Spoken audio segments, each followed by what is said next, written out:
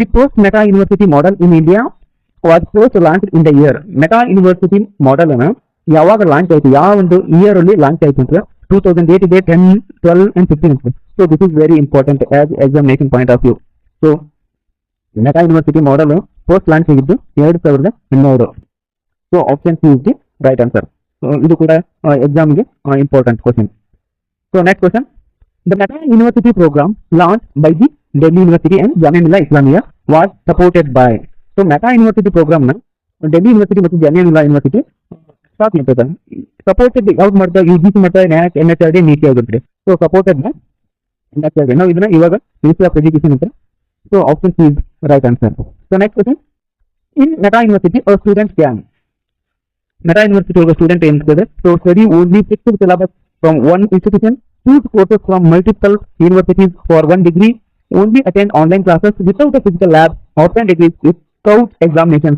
Here the right answer option D, choose courses from multiple universities for one degree. So option B is the right answer. So next question notam, the Meta University model was first introduced in India during. So Meta University model na first introduced ಯಾವಾಗ ಆಯಿತು? So options 10th 5-year plan, 11th 5-year plan, 12th 5-year plan and NEP 2020.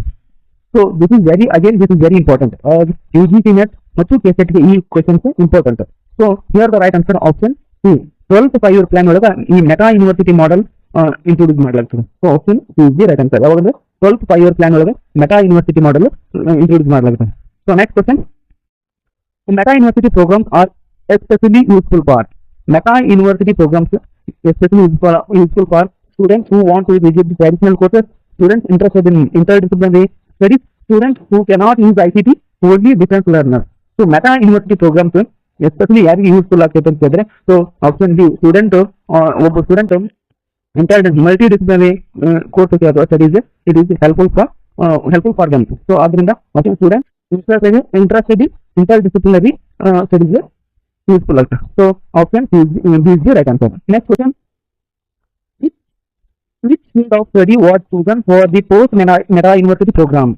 ಯಾವ ಒಂದು field ಒಳಗೆ first choose ಮಾಡ್ತಾರೆ post meta university program, ಯಾವ ಒಂದು Meta university program ಯಾವ ಒಂದು ಫೀಲ್ಡ್ ಫಸ್ಟ್ ಆಗಿ ಸ್ಟಾರ್ಟ್ ಮಾಡಲಾಗುತ್ತದೆ. So which field of study was chosen for the Meta university program ಅಂತ ಹೇಳಿದ್ದಾರೆ. So biotechnology, computational and integrative science, nanotechnology and AI, that is artificial intelligence. Here the right answer option B, computational and integrative science.